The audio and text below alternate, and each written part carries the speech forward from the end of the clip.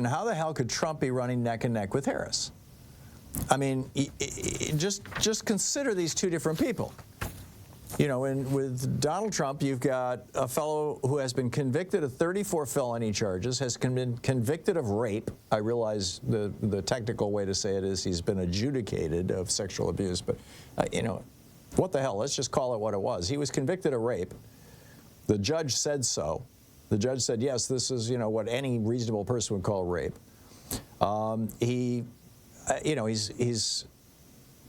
he had affairs with porn stars and Playboy bunnies on his third wife. He had an affair with every single.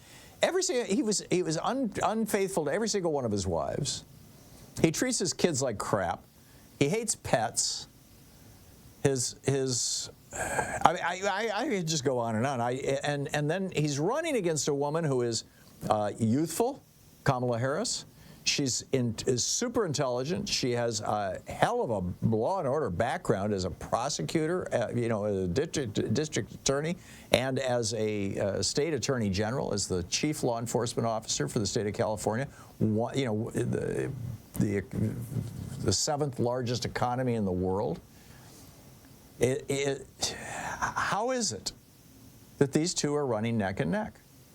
And one of the glib answers that, you know, I've been offering up to this point is, you know, it's the racism stupid, and it's the misogyny stupid. And I continue to think that those are probably major factors. But Robert Reich's question was a little more granular. It's like, why is it that 2 weeks ago Kamala Harris was really pulling ahead fast, and now suddenly she's not pulling ahead fast anymore? In fact, now she's starting to slip.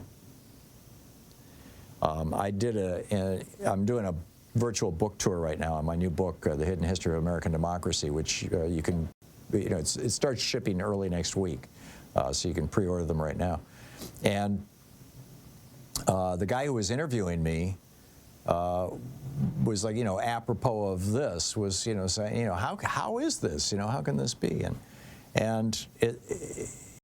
So what Robert Reich is saying is that, and of course the other answer that I had is, you know, these $6 billion that right-wingers had pledged in dark money is starting to show up, especially if you live in a swing state. But I mean, even here in Oregon, you know, we've got a good young woman, Janelle Bynum, who is running for Congress. She's a member of the state legislature right now. She's running for the U.S. House to replace Earl Blumenauer, and she's just being savaged by these hardcore right-wing anger. And she's a black woman, and they you know, darken her up and, you know, show her in black and white instead of color, and try to find the most unflattering pictures. And it's not even the candidate that she's running against who's running these ads.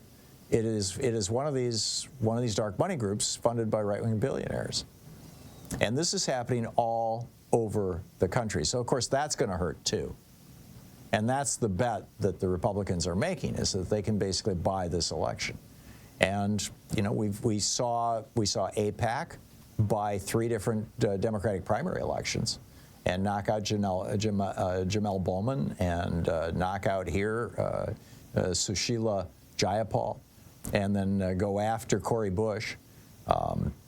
So anyway, but what Robert Reich is saying is that it's something at the moment, and the leading up to the election itself, the danger is that for those 2 weeks after the Democratic convention, Kamala Harris was pretty much the only candidate who was in the news.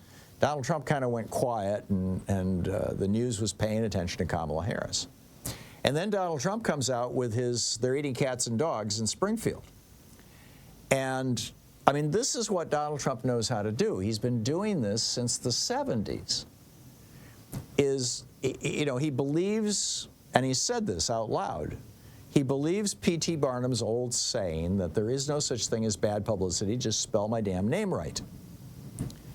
And so he comes out with this lie about in Springfield they're eating cats and dogs. And then he doubles down on it, he triples down on it, and then, you know, and then he says, you know, climate change is a hoax. And now he's got this latest thing of he wants a Kristallnacht. He wants, you know, a night of extreme violence against, you know, presumably blacks and Jews and liberals and, you know, whatever. But each one of these, none of these are, you know, like serious policy proposals. What he's doing is capturing the news cycle, and the media is going along with him. It's like, you know, Donald Trump throws out a bone, and the media is like the dog, like, oh boy, look at that bone. Oh, look at that. Yeah, I got to change that bone. And meanwhile, Kamala Harris is standing there going, well, let's talk about real policy. And the media is like, well, that's boring. We're not going to cover that. We got this crazy man over here. And what it turns out is that Donald Trump is right. P.T. Barnum was right. There's no such thing as bad publicity, apparently. I mean, you know, Gary Hart might argue with that, but I would say he just handled it wrong. And we now know that that's the case, that Donald Trump has proven that that's the case. You just, you know, BS your way through it. So anyhow, Reich is saying that this all has to do with Trump successfully seizing control of the media attention again. And, you know, I think he's right. So the question is, you know, will Kamala Harris figure out a way to get that back? I don't know. Hopefully.